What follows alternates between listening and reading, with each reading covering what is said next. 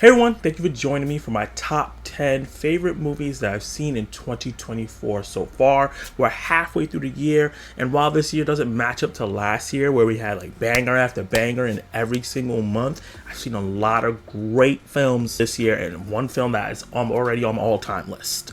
So the way this is going to start, I'm going to give you my 5 honorable mentions in no order at all. I'm going to go through 10 through 2. I'm going to give you my dishonorable mentions and then the number one film as well. What you can do after you finish watching this, when you get to the end, drop your top 10 favorite movies or your top 20 favorite movies you've seen this year so far, and let me know what you think about my list. Let's get into the honorable mentions. Origin by Ava DuVernay was one of the most powerful films that I watched this year. It's just not a film that I feel like is super rewatchable, and that's why it doesn't make it in my top 10, but I think a film that everyone should watch. It opened my eyes to a theme in the world that I never even thought about before. On the opposite spectrum, Roadhouse on Amazon Prime, starring Jake Gyllenhaal, the remake of the classic Roadhouse film, was phenomenal. I loved it so much. It's so fun, so goofy, but all in the best ways, and Conor McGregor is one of the best villains of the year. You'll Never Find Me is a small indie horror film that's on Shudder right now, and I really love this film a lot. It took me on a ride that I did not expect, and while not every single thing hits exactly the way they intended,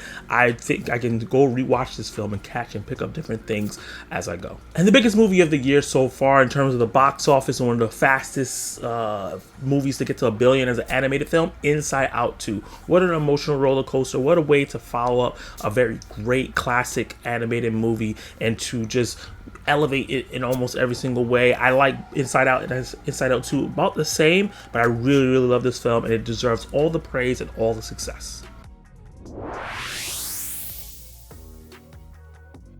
Civil War is the ultimate subversion of expectations.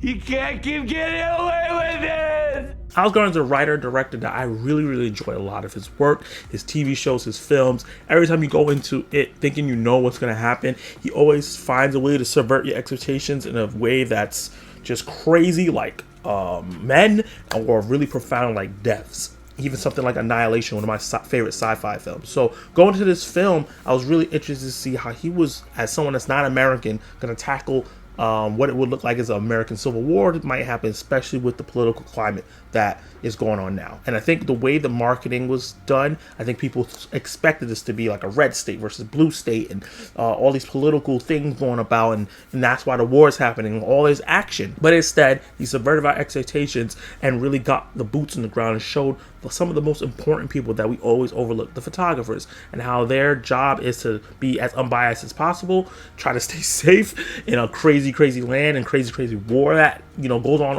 across the world. So many different countries are in war, and this is kind of a warning what could happen to the United States, and show what's happening, not why or how, because at the end of the day, that doesn't matter when we're all at war, but what is happening and what the things that these photographers go through. And I know a lot of people didn't end up liking that, but I really like that subversion, because I think if he just did a political film where he just explained why, I think that I wouldn't have been as satisfied, because he's not from here, and even if someone that made it wasn't from here, I just don't think there's any one way to properly make that film in an unbiased way. So the only thing that's holding us back from being higher is the fact that I wish he would have given a little bit of more of an explanation on why this film didn't, or why this war ended up starting.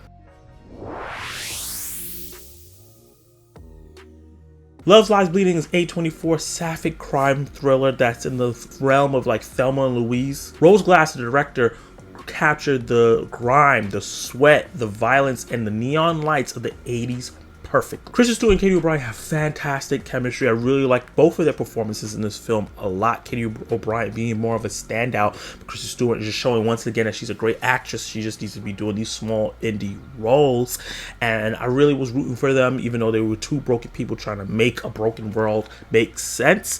And the soundtrack was popping to back it up. The film just looked beautiful, and it was, like I said, sweaty and grimy, and the violence was brutal but very effective at showing the small difference between love and hate, and how those feelings get confused and switch on a dime when you're trying to survive. Really loved everything that was happening on this film, especially a lot of the themes, the acting, and I think everyone in the cast brought it. You add some A24 weird magic on there and some escalating stakes that would make Will Ferrell from Anchorman proud. Yes, Will Ferrell. Yes. That it escalated did. quickly. Sometimes I think about Dying, an indie film that you probably never heard of, but I really, really enjoyed a lot. Obviously, you see this placement on the list.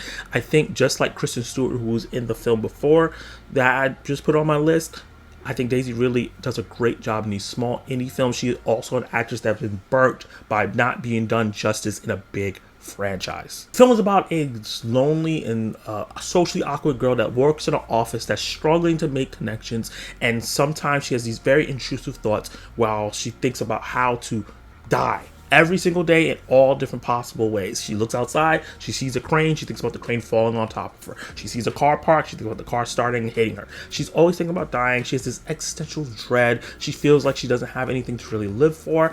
And I don't want to say it was super relatable, but the social awkwardness and that fear of dying, or that constant thought of dying, was super relatable for me. And I think Daisy really did a great performance of performing someone who was looking for some type of connection, and that connection is broken when one of her charismatic co-workers comes in and breaks her cycle of just thinking about dying all the time. And that relationship was really, really interesting to see, and her kind of come out of her shell. By the end, this movie was very moving, it was very inspiring, and it had me in crying shambles.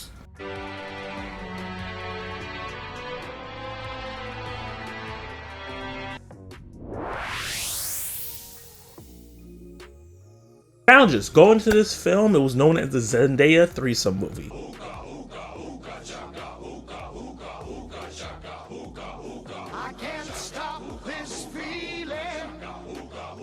Instead, we got a hot and heavy, one of the sexiest movies of the year, love triangle story about three broken people making really, really dumb decisions, and sometimes smart decisions that would benefit them individually but hurt their relationships, and how all those different things affect each other when they really just want to have love amongst themselves, as friends, as lovers, and everything in between. Pacing of the film, the way the film jump through time and go back into the past and go to the future, then come into the present, was really engaging. And every time I thought I was on one person's side, they would fast forward, and I'm like, oh wait, hold on, and now I'm starting to go on the other side, and they would go back in the past and reveal some information why this particular moment you were watching in the kind of present but kind of past was more important than you thought it was. The movie really kept me engaged throughout with the story, while having a fantastic cinematography, fantastic direction, and the tennis matches actually were really, really fun to watch.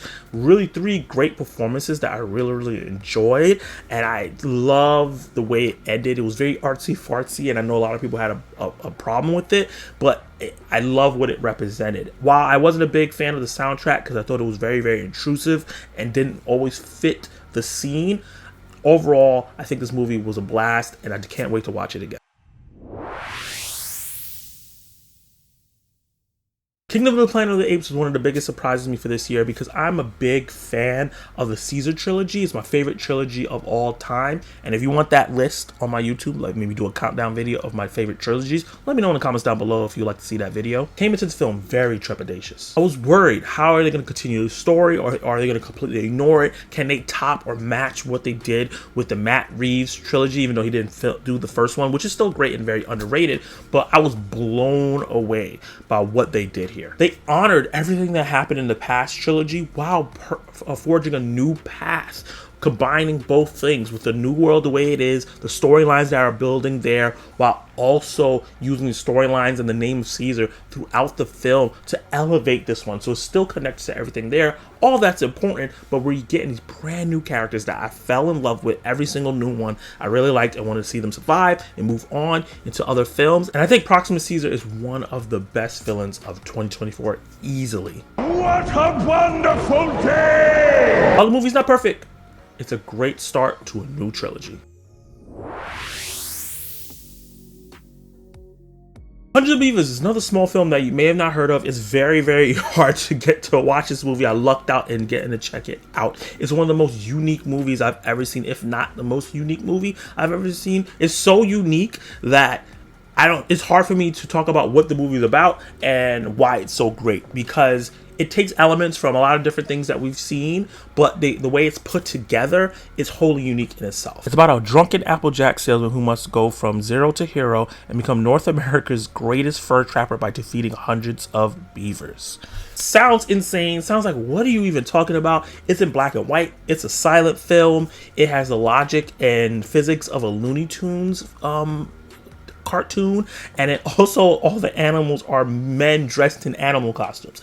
It's absolutely crazy, insane, doesn't make any sense, but so creative and engaging and endearing that I couldn't stop watching. The movie's gonna be a little too long, but I ended up loving my experience with it because I'd never seen anything like it, and it had me laughing throughout.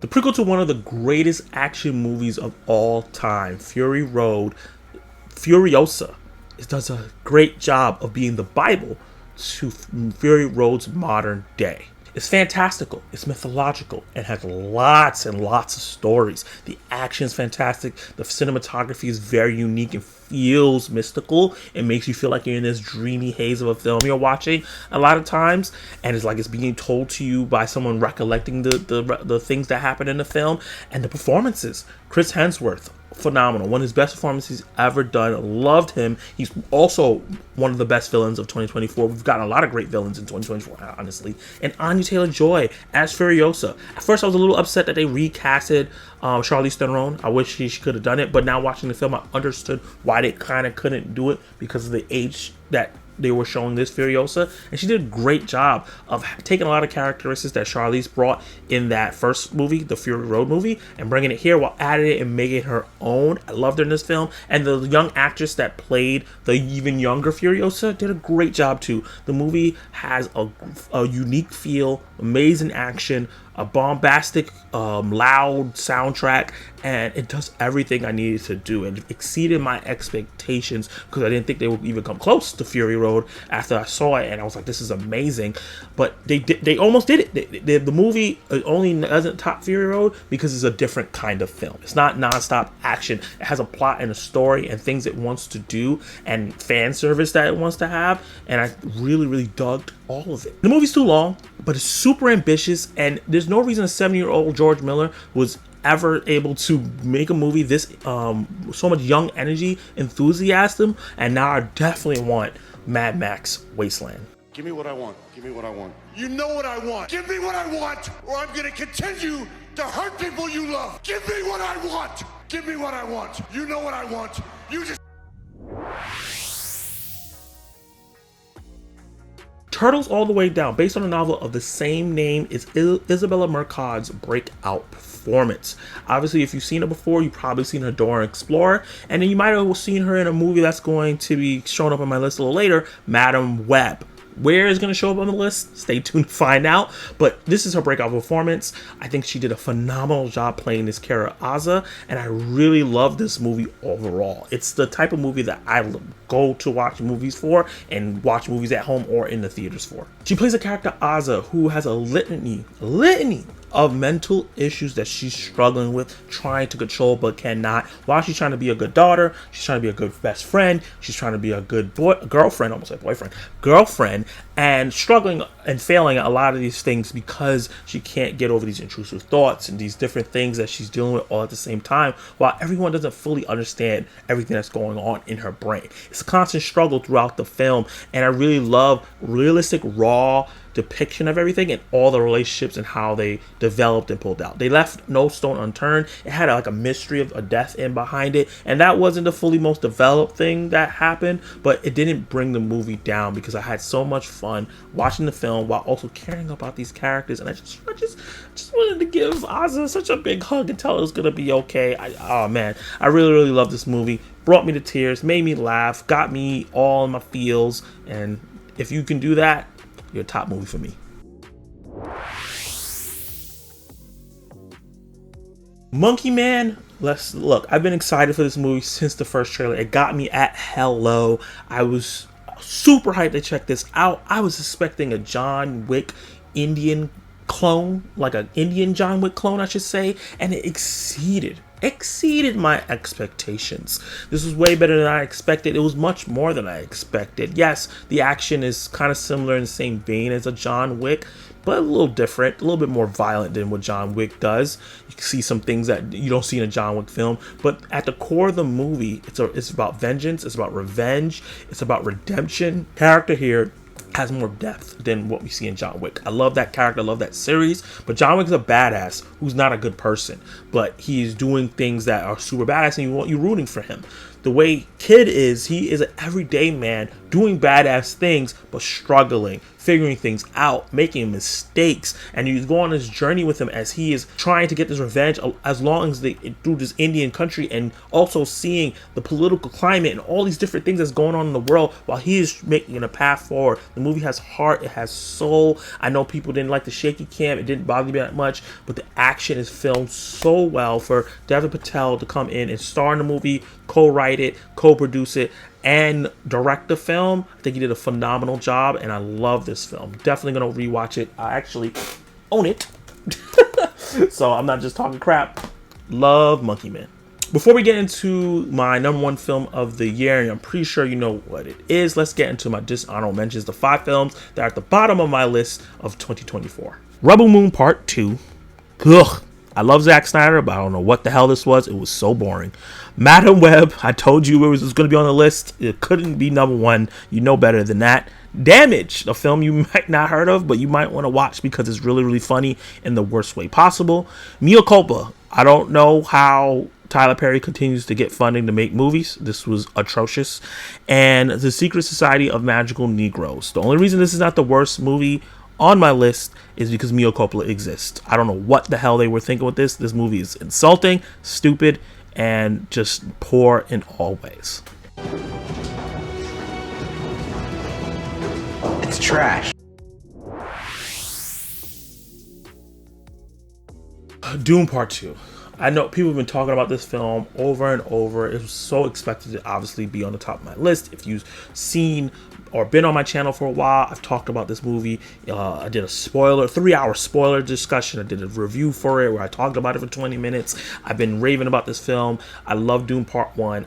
Dune Part 2 exceeded my expectations, and I was super hyped for the film. This is phenomenal performances from top to bottom. Timothée Chalamet, fantastic, showing he has awesome range, going from Wonka, which is a completely different character from Paul Atreides, and being completely 2 different characters. Zendaya, once again, she's on 2 films in my top 10. She did a fantastic job as well. And then I can go down the list of fantastic performances here that elevated this film. Denis Villeneuve, I probably said his name wrong, always do, but he's one of my favorite directors all time, probably by now. I've seen multiple of his films, and he just knocks it out of the park every single time. And he did a great job directing this film, bringing to life a world that people said that was not able to bring to life. It was too complicated. He simplified it in a way that we can understand, but still kept the complicated themes in there for the movie to still be kind of profound, right? Like, there are things in this film that relate or resonate with things that's happening in real life, but also still a escapism space drama with worms and floating machines and action. The action is great. And all these different spice and all these different weird things and magical worms that give you powers that you can see in the future and the past. All these fantastical things that, you know, make you escape, even though it has all these themes that can relate to what's going on right now. And I was just blown away by the execution on everything here. The story is phenomenal, and that's the most important part. Yeah, the cinematography is great. The soundtrack is to die for. But the story is so good to me, so great. One of the best sci-fi stories that I've gotten in a couple years, and I can't wait for Doom Messiah. Oh yeah, and we can't forget all the memes the movie gave us. Yes, Lisan Gaib. So yeah, that's my top 10 favorite movies of 2024 so far.